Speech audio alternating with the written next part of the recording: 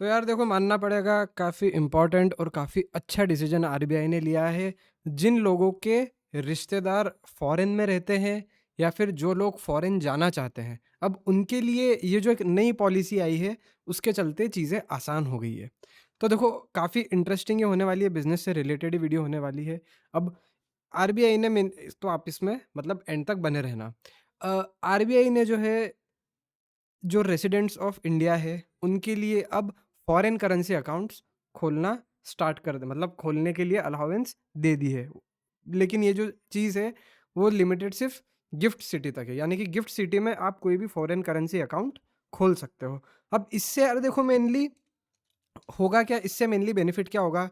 अब आपको in case बाहर कोई प्रॉपर्टी खरीदनी है, वो आप खरीद सकते हो। अब आपको कोई पैसे बाहर भिजवाने हैं, तो आप उसे भिजवा सकते हो। प्लस बाहर इंश्योरेंस खरीद सकते हो, उसमें आसानी हो जाएगी।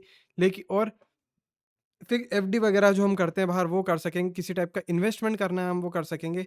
एजुकेशन लोन का अगर पेमेंट हमें करना रहता है, तो हम कर सकेंगे। और ओवरसीज़ फंड ट्रैवल फंड, और जो फंड हम जमा करते हैं ओवरसीज़ ट्रैवल करने के लिए, वो हम इस अकाउंट में डाल सकेंगे।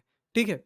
तो ये काफ़ी सही डिसीजन है आरबीआई का, और आरबीआई ने ये डिसीजन अंडर जो आईएफएससी, यानी कि इंटरनेशनल फाइनेंशियल सर्विस सेंटर्स, ये इसके अंदर ये जो गिफ्ट सिटी में जो ये ऑर्गेनाइजेशन वर्क करता है, या फिर जो एक्ट ये पास हुआ था 2019 में, उसके तहत ये आरबीआई ने डिसीजन लिया है। उसके तहत, उसके रूल्स एंड रेगुलेशंस के तहत, जो अब गिफ्ट सिटी के अंदर आप अकाउंट्स खोल सकेंगे।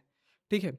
और वही अगर हम बात करें, देखो, India is the hub of remittances, यानी कि जितना फॉरेन करेंसी जो हमारे बाहर जो लोग काम कर रहे हैं वो यहाँ भेजते हैं, उतना किसी देश के साथ नहीं होता है।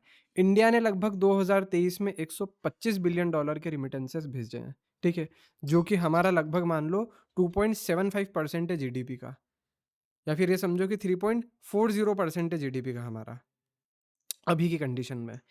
तो देखो, ये जो अमाउंट होता है बाहर से आने वाला, ये काफ़ी ज़्यादा होता है हमारे, मतलब इन केस ऑफ इंडिया, और ये हमें काफ़ी, हमारी इकोनॉमी को काफ़ी बूम करता है।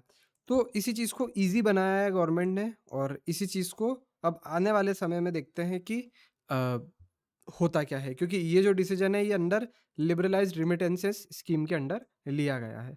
तो अब आने वाले टाइम में आरबीआई और क्या ऐसे डिसीजन लेती है, उसके लिए अब हमें देखना होगा। चलिए, थैंक यू वेरी मच।